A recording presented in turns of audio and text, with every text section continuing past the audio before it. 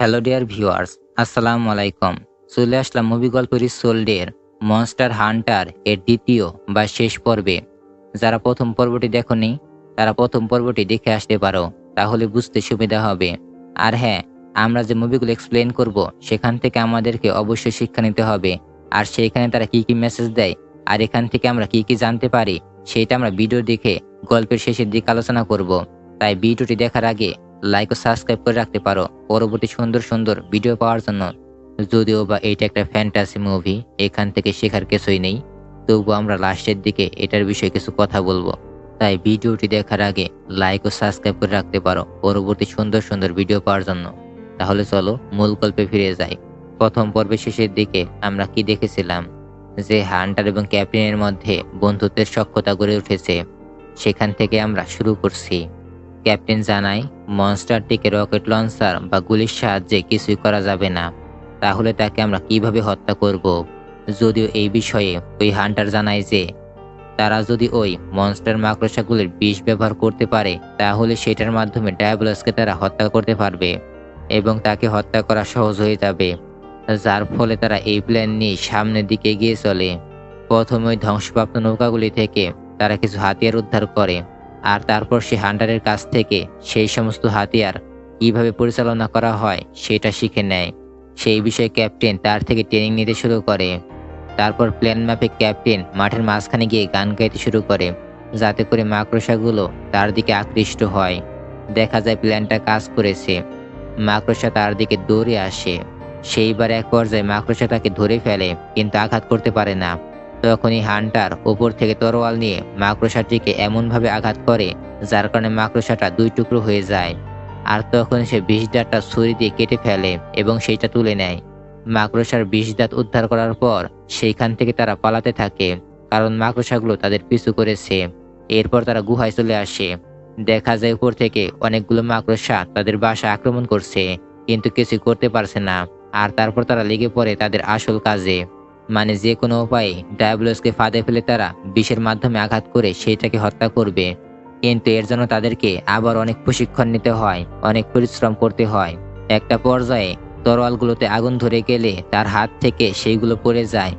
সবকিছু শেষে তারপর তারা আসল কাজ শুরু করে। ডায়াবলসকে হত্যা করার জন্য তারা প্রস্তুত। এরপর তারা বালুর মধ্যে ড্রাম ফেলে দেয়। তারপর তারা দুজন দৌড়াতে থাকে। তারপর হান্টার সেই মনস্টারের চোখে বিষ তীরটা ছুঁড়ে মারে, আর এতে করে মনস্টারটি চোখে কিছুই দেখতে পায় না, কিন্তু সেই মনস্টার তাকে দূরে ছুঁড়ে ফেলে দেয়।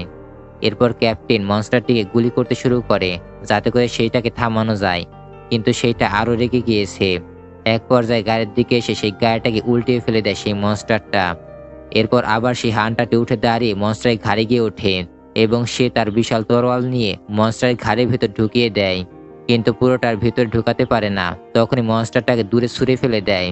তখনই ক্যাপ্টেন আবার সেই মনস্টারের উপর উঠে যায় এবং সে তার কাজ সম্পন্ন করে, মানে মনস্টারটিকে মেরে ফেলে।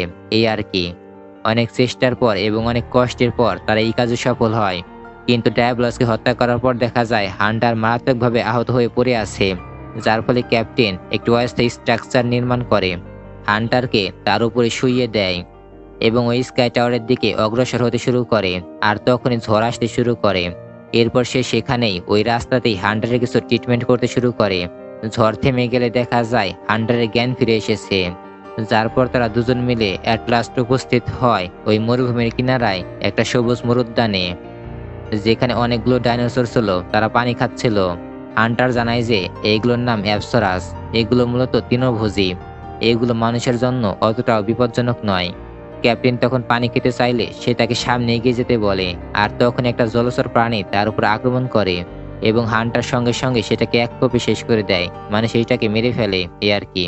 কিন্তু এখানেই তারা রাত কাটানোর টাইমে রেডলাস নামে একটি ড্রাগন সেখানে উপস্থিত হলে ওই মরুদ্যানে থাকা সকল ডাইনোসররা এদিক ওদিক দৌড়াতে শুরু করে, যার কারণে ওই হান্টার এবং ক্যাপ্টেন দুজনই পড়ে যায় মহা বিপদে।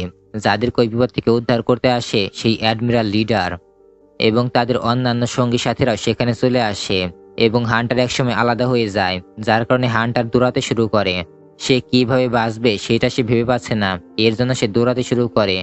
দৌড়াতে দৌড়াতে সে একটা খাদের কিনারে এসে পৌঁছে যায়।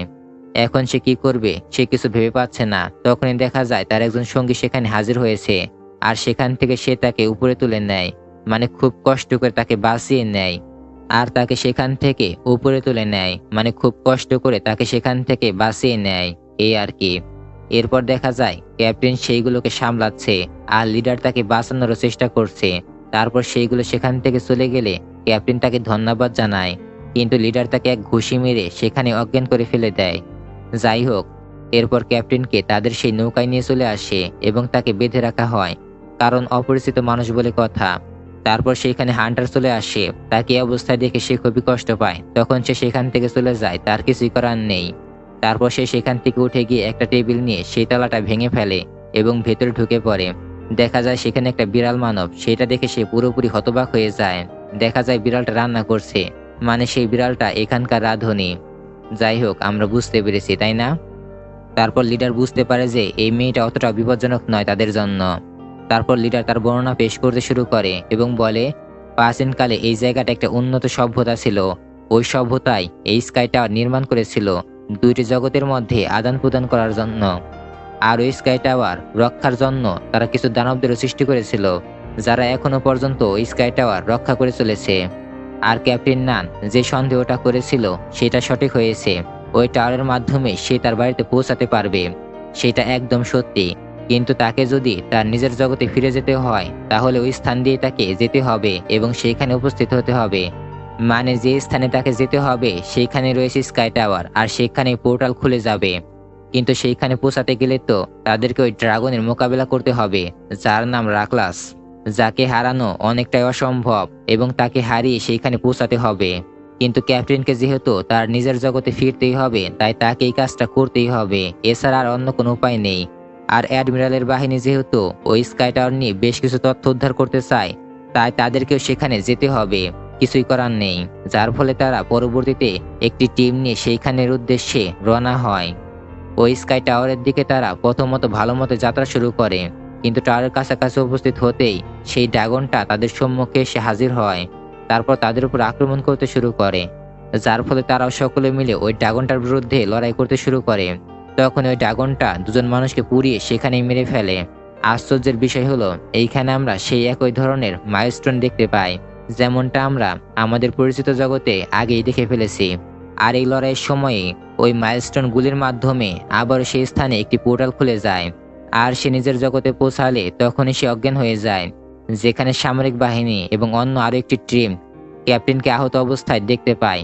একটি হেলিকপ্টারের মাধ্যমে সেখান থেকে তারা দ্রুত তাকে স্থানান্তরিত করার চেষ্টা করে। তারা বলে, ক্যাপ্টেন আপনি ভয় পাবেন না, আমরা এখানে পৌঁছে গিয়েছি। তারপর তাকে ভেতরে নিয়ে গিয়ে ট্রিটমেন্ট করতে শুরু করে। কিন্তু ওই ড্রাগনও সেই পোর্টালের মাধ্যমে এই জগতে উপস্থিত হয়ে যায়, আর তাদের হেলিকপ্টারের উপর আক্রমণ করতে শুরু করে, এমনকি আরও অন্যান্য সেনাবাহিনীর উপর আক্রমণ করতে থাকে। যার ফলে হেলিকপ্টারটা সেখানে ভালো রকমভাবে বিধ্বস্ত হয়ে যায় এবং সেখানকার সবাই মারা যায়। এরপর সেই ড্রাগনটা আবারও সেনাবাহিনীর উপর আক্রমণ করতে শুরু করে। সেনাবাহিনী একটি ট্যাঙ্ক নিয়ে গুলি করতে চাইলে সেই ট্যাঙ্কের ঢাকনাটাই খুলে ফেলে এবং মানুষগুলোকে সেইখানে খেয়ে ফেলে। ড্রাগনটা সেই এলাকাটা পুরোপুরিভাবে বিধ্বস্ত করে ফেলেছে। সেইখান দিয়ে একটা সামরিক বিমান উড়ে গেলে সেই বিমানে ড্রাগনটা আক্রমণ চালায় এবং সঙ্গে সঙ্গে সেটাকেও ধ্বংস করে ফেলে। ধ্বংস করার সাথে সাথে ক্যাপ্টেন ছিটকে গিয়ে একটা প্লেনের সাথে ধাক্কা খায়, যার ফলে ক্যাপ্টেন এইসব দৃশ্য দেখে আহত অবস্থায় সে বুঝতে পারে যে এই ড্রাগনটা যদি এখানে থাকে তাহলে পৃথিবীবাসীর জন্য বড় একটা বিপদ ডেকে আনবে। মানে যে কোনোভাবেই হোক এই ড্রাগনটাকে তাদেরকে হত্যা করতেই হবে। এরপর ক্যাপ্টেন সেই ড্রাগনটার মুখের ভেতর একটা বোমা নিক্ষেপ করে, যার কারণে ড্রাগনটার পুরো শরীরে আগুন ধরে যায় এবং সে ভীষণ রকম আহত হয়। ক্যাপ্টেন মনে করে যে ড্রাগনটিকে সে হয়তো শেষ করে ফেলেছে, কিন্তু পরক্ষণে দেখা যায় সেই ড্রাগনটা আবার উঠে দাঁড়িয়েছে। সে তাকে খেতে আসলে তখনই দেখা যায় পোর্টালের মাধ্যমে ওই হান্টার এবং অ্যাডমিরালও সেইখানে চলে এসেছে, কারণ তারা খুব ভালো করে জানে যে এই ড্রাগনটাকে আটকাতে না পারলে পুরো জগৎটা ধ্বংস করে ফেলবে। তখন তারা তিনজন মিলে ওই ড্রাগনটাকে ভীষণ রকম আহত করে এবং শেষ পর্যায়ে তারা সফল হয় এবং ড্রাগনটাকে মেরে ফেলতে তারা সক্ষম হয় এবং তারা একে অপরকে সাধুবাদ জানায় যে ড্রাগনটিকে তারা হত্যা করে ফেলতে পেরেছে। কিন্তু এর পরবর্তীতে আবারও দেখা যায় সেই মরুঝড় শুরু হয়েছে, আর ঠিক একই রকম আরও একটি মনস্টার সেই ঝড়ের মাধ্যমে এইখানে চলে এসেছে, যেটা দেখে ক্যাপ্টেন, হান্টার এবং অ্যাডমিরাল সেই দানবটার দিকে সামনের দিকে এগিয়ে যেতে শুরু করে। আমরা বুঝতে পারি যে তারা ওই ড্রাগনটাকে শেষ করে ফেলবে। যেটা দেখে ক্যাপ্টেন হান্টার এবং অ্যাডমিরাল বুঝে যায় যে ওই স্ক্যাটার যে কোনো ভাবেই হোক বন্ধ করতে হবে। তা না হলে স্ক্যাটার যতদিন থাকবে ততদিন পর্যন্ত মনস্টাররা এখানে আসতেই থাকবে।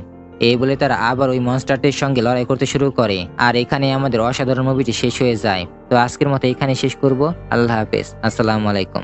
আর হ্যাঁ, এখানে শেখার মতো কিছুই নেই, তবু বলবো তারা মনস্টারটিকে হত্যা করার জন্য দৃঢ় প্রতিজ্ঞ ছিল।